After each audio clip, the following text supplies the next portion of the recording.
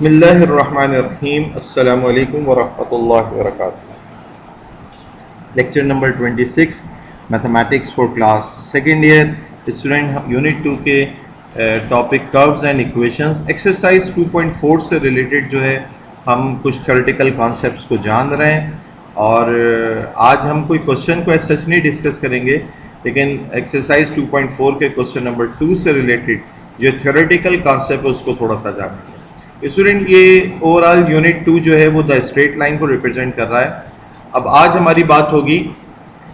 Path या locus of a moving point. एक point को तो आप जानते हैं किसी भी कार्टेशियन कोऑर्डिनेट सिस्टम, किसी भी एक्स वाई एक्सिस वाले सिस्टम के अंदर, जब कोऑर्डिनेट सिस्टम के अंदर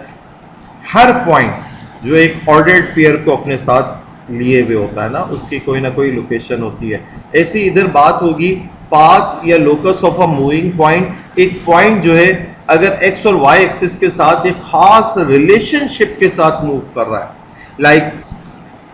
लाइक जैसे मैं आपके सामने ये जिक्र करूं कि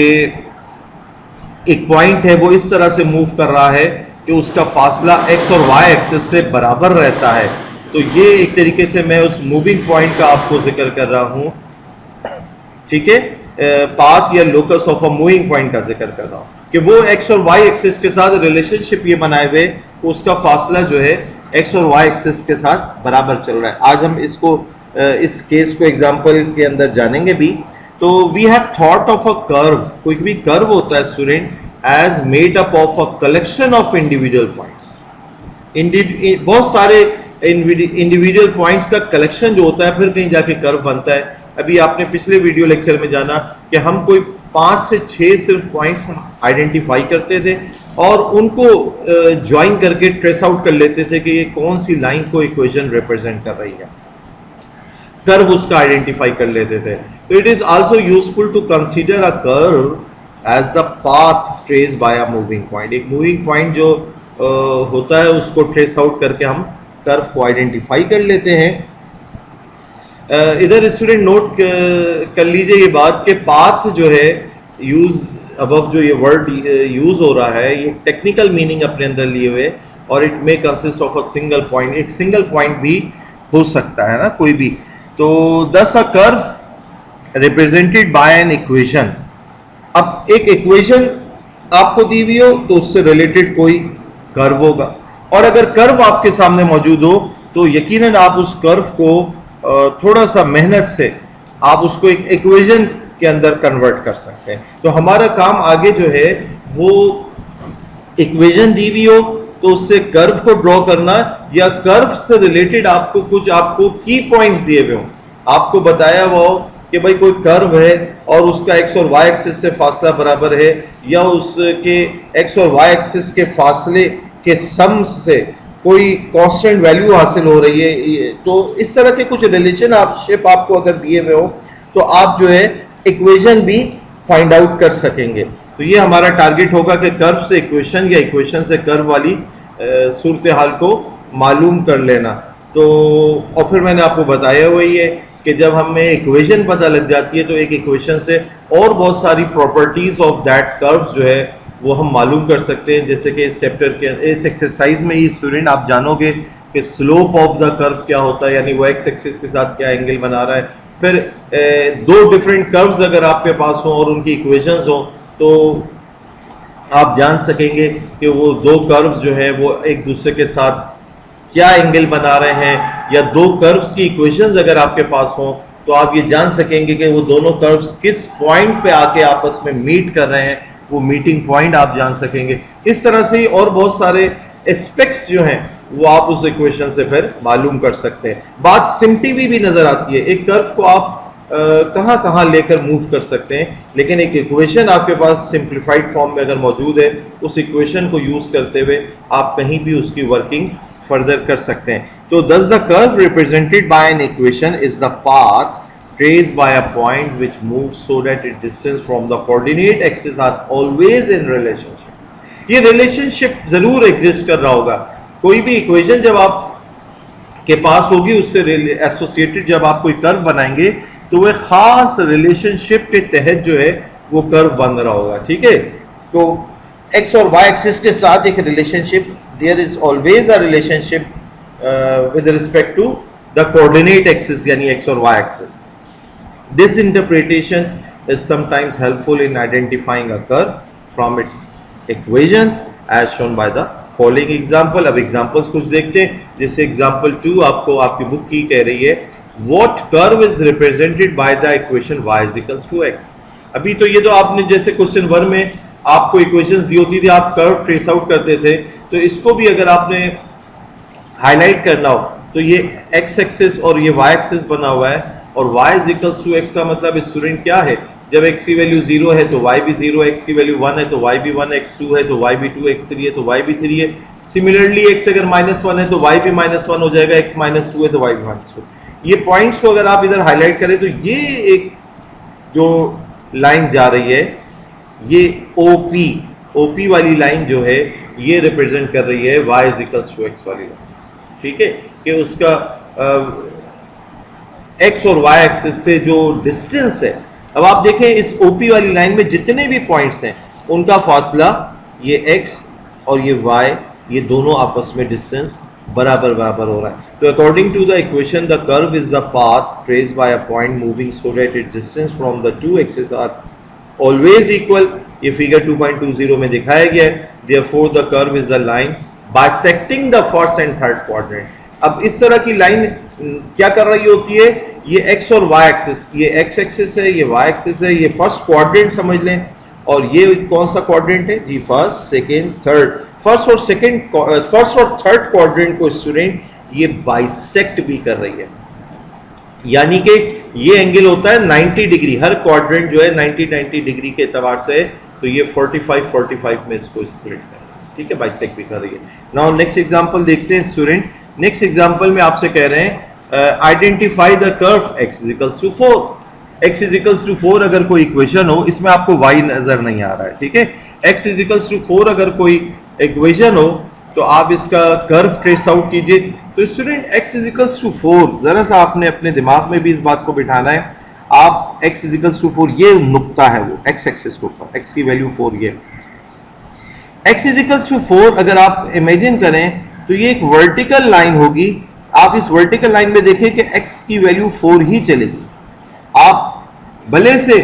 बहुत ऊपर मूव कर जाएं, टॉप पे चले जाएं, y की वैल्यू तो चेंज हो रही है लेकिन x की वैल्यू फिक्स 4 चल रही है, क्योंकि x की वैल्यू चेंज उस वक्त होती है जब आप राइट मूव करते हैं या लेफ्ट मूव करते हैं, लेकिन आप टॉप या बॉटम पे अगर जाएं तो x 4 ही चल रहा है. तो ये वो लाइन है जो कि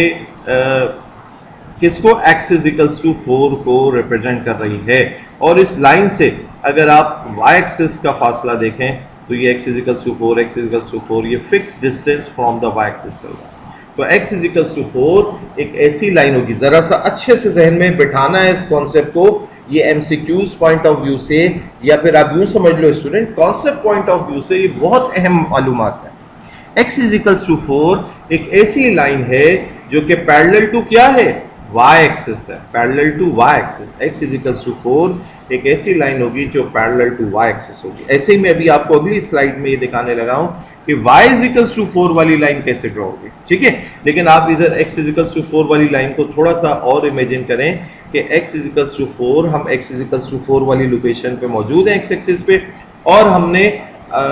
देखा वर्टिकल लाइन ड्रॉ करने पे कि x की वैल्यू फिक्स 4 चल रही है, ठीक है. तो ये this is the path traced by a point moving so that its directed distance from the axis of y is 4. इस y axis से इसका फासला fixed 4 ही चलेगा, such that a vertical line 4 units to the right of y axis. ये एक vertical line है, ठीक है, और 4 units to the axis of y axis से 4 units के फासले पे ये अप एंड डाउन मूव कर रही है. क्योंकि ये लाइन का जिक्र हो रहा है स्टूडेंट, लाइन सेगमेंट और लाइन में फर्क आप अच्छा सा समझते होंगे कि एक लाइन सेगमेंट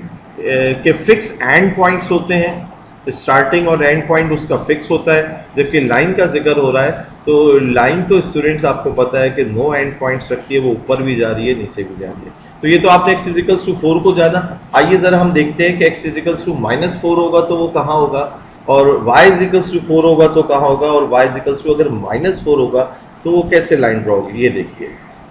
जी स्टूडेंट। ये मैंने आपके लिए कुछ शेप्स बनाई हैं, ये देखिए x और y axis, x is equals to अगर -4 हो तो आप देखिए x एक्सिस पे हम -4 वाली लोकेशन पे हैं, और ये through out this vertical line x की फिगर में कोई चेंज नहीं हो रहा, x -4 ही चल रहा है थ्रू आउट दिस लाइन। तो x इज इक्वल्स टू -4 लिखें आप, या x + 4 बराबर है 0 कह दें, बात एक ही है। ये x इज इक्वल्स टू -4 करके भी लिखा जा सकता है, -4 उधर जाके ऐड हुआ, x + 4 बराबर है 0, एक इक्वेशन की शक्ल आपने रिप्रेजेंट कर दी। इसी तरीके से y इज इक्वल्स टू 4 की बात होगी तो ये वो नुक्ता है, अगर y एक्सिस के ऊपर y की वैल्यू 4 इधर है अगर, तो y इज इक्वल्स टू 4 एक ऐसी लाइन को रिप्रेजेंट कर रहा होगा, ये देखिए through out this line y की वैल्यू में कोई चेंज नहीं आ रहा, क्योंकि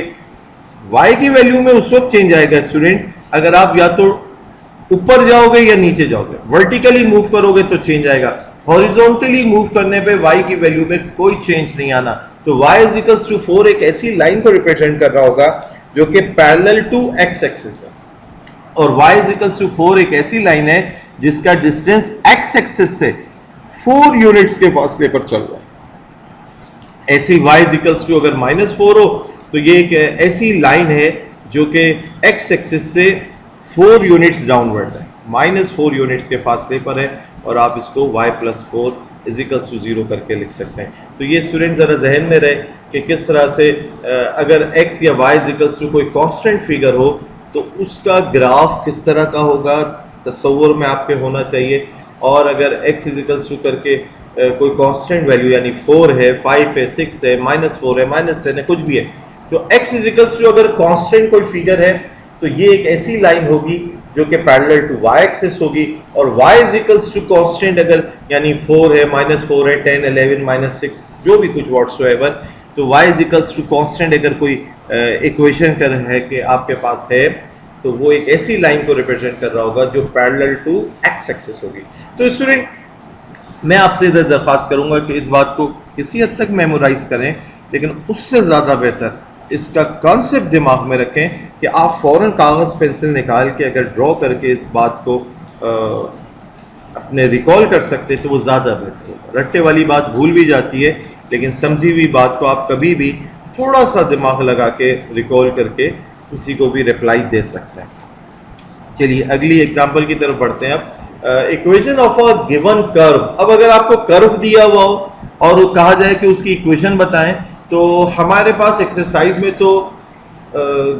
ऐसी सिचुएशन नहीं होगी कि कर्व दिया हुआ है और इक्वेशन बतानी है, हमें उस कर्व से रिलेटेड,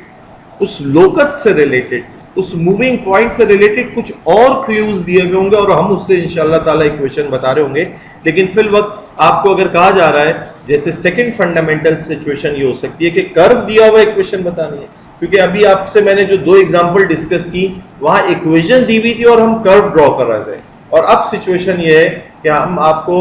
कर्व दे रहे हैं और आपसे कहा जा रहा है कि इक्वेशन बताएं। तो second fundamental problem of analytical geometry क्या है, is to obtain the equation of a given curve. In describing a curve, the phrases locus of a point कह ले,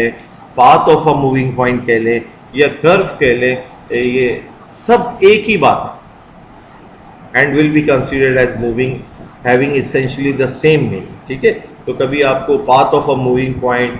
locus of a point या moving point जैसे अल्फाज इस्तेमाल होंगे तो इससे मुराद कर्व ही है। तो how the problem may be dealt with is shown in the following example. जैसे आपसे कह रहे हैं find the equation of the locus of a moving point, उस मूविंग पॉइंट की इक्वेशन बता दो जिसका distance from the axis of y axis से ये समझे कि ये वो मूविंग पॉइंट है, इस लाइन के ऊपर पॉइंट मूव कर रहा है, या ये वो सेट ऑफ पॉइंट्स है जिनसे ये लाइन बनी है। ठीक है, तो इसके ऊपर मौजूद हर पॉइंट के बारे में आपको ये एक उसका रिलेशनशिप बता रहे हैं कि उसका y एक्सिस से जो फासला है is twice its distance from the axis of x। यहां से लेकर यहां तक का डिस्टेंस दुगना है यहां से लेकर यहां तक के डिस्टेंस के। तो हमने इस तस्वीर को थोड़ा सा लेबल कर लिया है, ये P पॉइंट y एक्सिस के ऊपर जिस जगह ज्वाइन कर रहा है, लेट सपोज वो n है, और ये P पॉइंट जो है एक तस्वुराती पॉइंट इस लोकस के ऊपर लिया है हमने P x, y, ये पॉइंट y x एक्सिस से जिस पॉइंट पे टच कर रहा है वो m। तो पी एम या पी एन ये डिस्टेंसेस हैं जिनके बारे में आपको एक रिलेशनशिप दिया है कि पी एन इज या एन पी कह लें बराबर है 2 टाइम्स ऑफ एम पी। अब ये पी एन कितना है, पी 10 जो है वो which has the algebraic form क्या हो जाएगी, एन पी कितना है स्टूडेंट, ये कितने को रिप्रेजेंट कर रहा है, ये x की किसी फिगर को जाहिर कर रहा है, यहां से लेकर यहां तक का फासला x की फिगर को रिप्रेजेंट कर रहा है। ठीक है, तो np बराबर है x एंड mp किसके बराबर है, mp जो है वो किसको रिप्रेजेंट कर रहा है, हाइट को रिप्रेजेंट कर रहा है। ये y की वैल्यू यहाँ ओरिजिन से लेकर यहाँ तक y की किसी वैल्यू को रिप्रेजेंट कर रहा है, तो np बराबर है 2mp, x बराबर है 2y कहलाया। ठीक है स्टूडेंट, तो ये px, y इसका डिस्टेंस y एक्सिस से जो है वो x की फिगर कहलाएगी, इसका डिस्टेंस y एक्सिस से जो शुमार हो रहा है वो x की फिगर कहलाएगी, और इसका डिस्टेंस x एक्सिस से जो शुमार हो रहा है वो y की फिगर कहलाएगी। कोई भी पॉइंट उससे रिलेटेड ये जो एक्स वाई ऑर्डर्ड पेयर होता है स्टूडेंट, इसमें x जो वैल्यू है, x वैल्यू रिप्रेजेंट कर रही होती है y एक्सिस से उसका कितना फासला, ये x वैल्यू इधर जो है वो रिप्रेजेंट कर रही है कि इसका फासला y एक्सिस से कितना, और y वाली वैल्यू रिप्रेजेंट कर रही है इसका फासला x एक्सिस से कितनी हाइट के ऊपर है। x रिप्रेजेंट कर रहा है कि ये right side of the y axis या left side of the y axis कितना, और y रिप्रेजेंट कर रहा है ये टॉप ऑफ x एक्सिस या बॉटम ऑफ x एक्सिस कितना। ठीक है, तो हमने बहरहाल ये जाना x is equals to 2y, ये इक्वेशन ऑफ दिस कर्व कहलाएगी। ठीक है, नेक्स्ट एग्जांपल स्टूडेंट्स देखते हैं हम। एग्जांपल 5 देखिए, कह रहे हैं a point move so that its distance from the origin, उसका distance from the origin is always 3 units of. एक पॉइंट है px, y पॉइंट को इमेजिन करें, ये पॉइंट के बारे में कह रहे हैं कि ये पॉइंट अपने ओरिजिन से 3 यूनिट्स के फासले पे फिक्स चल रहा है, 3 यूनिट्स के फासले। तो आप जानते हैं कि अगर किसी एक नुक्ता जो कि सेंटर इस वक्त भले से ओरिजिन है, तो इससे 3 यूनिट्स के फासले पे जितने भी पॉइंट्स होंगे 3 यूनिट्स के फासले, ये सेट ऑफ पॉइंट्स मिलके किसको बना रहे होंगे, एक सर्कल को बना रहे होंगे। बहरहाल हम इसकी इक्वेशन इस मूविंग पॉइंट की, इस लोकस की, इस कर्व की इक्वेशन कैसे जान सकते हैं कि O ओरिजिन है 0 0 और P x, y एक पॉइंट है, इनके दरमियान जो डिस्टेंस है वो 3 यूनिट्स है, ये हमें क्वेश्चन में दिया हुआ है। OP is equals to 3 units, this OP is equals to 3 units हमें दिया हुआ है। हमने P एक जर्नल पॉइंट x, y लिया, ओरिजिन बहरहाल 0 0 है, तो आप यहाँ पर डिस्टेंस फार्मूला स्टूडेंट लगाओगे, एक पॉइंट आपका x2 माइनस x2 y2 हो गया, एक x1 y1 हो गया, तो x2 माइनस x1 का whole square plus y2 minus y1 का होल स्क्वायर अगर आप करेंगे गोया x माइनस 0 का whole square plus y minus 0 का होल स्क्वायर, या x माइनस 0 स्टूडेंट्स क्या होता है, x होता है, और y माइनस 0 क्या होता है, y होता है, तो गोया x square plus y square square root जो कि डिस्टेंस फार्मूले का हिस्सा है इज इक्वल्स टू क्या लिखा जा सकता है 3। या तो ये इक्वेशन की शक्ल है, या इससे बेहतर हालत ये है, सिंपलेस्ट फॉर्म ये है कि आप इसको स्क्वायरिंग ऑन बोथ साइड कर दें, तो you will get x square plus y square is equals to which is the required curve, and this curve is a circle. Student इंशाल्लाह ताला चैप्टर नंबर 7 में जब आप सर्कल को पढ़ रहे होंगे तो फ़ौरन आप पहचान जाएंगे कि ये इक्वेशन तो किसी कर्व को रिप्रेजेंट कर रही है, और वहाँ आप ये बात पहले से जान जाएंगे कि ये तो एक ऐसा सर्कल को रिप्रेजेंट कर रही है जिसका सेंटर जो है ओरिजिन का। ठीक है, तो स्टूडेंट हमने आज की क्लास में जाना कुछ एग्जांपल्स को, और आप इस वीडियो लेक्चर को बार बार सुने और इसके कॉन्सेप्ट को अपने जहन में बिठाएं, फिर इंशाल्लाह ताला हम एक्सरसाइज से क्वेश्चन 2 को नेक्स्ट वीडियो में सॉल्व भी करेंगे। तो इस कॉन्सेप्ट को जहन में बिठाएं कि अगर कोई इक्वेशन दी है तो उससे कर्व कैसे ट्रेस आउट करना है, आप उसके लिए बड़े आसानी से कुछ 4-5 ऑर्बिट्ररी पॉइंट्स फाइंड आउट करके उसको रिप्रेजेंट कर सकते हैं, कर्व को ट्रेस आउट कर सकते हैं। और अगर आपको कर्व दिया हुआ है और उससे रिलेटेड आपको कुछ क्लूज दिए हुए हैं, यानी उसका एक्स और वाई एक्सिस के साथ कोई रिलेशनशिप दिया हुआ है, या इन फ्यूचर कुछ और प्रॉपर्टीज बताई हुई हैं, तो इक्वेशन हम कैसे बता सकेंगे, ये हमने आज के वीडियो लेक्चर में जाना। ठीक है, जज़ाकल्लाहु खैर, सी यू नेक्स्ट टाइम इंशाअल्लाह। अस्सलामु अलैकुम व रहमतुल्लाहि व बरकातहू।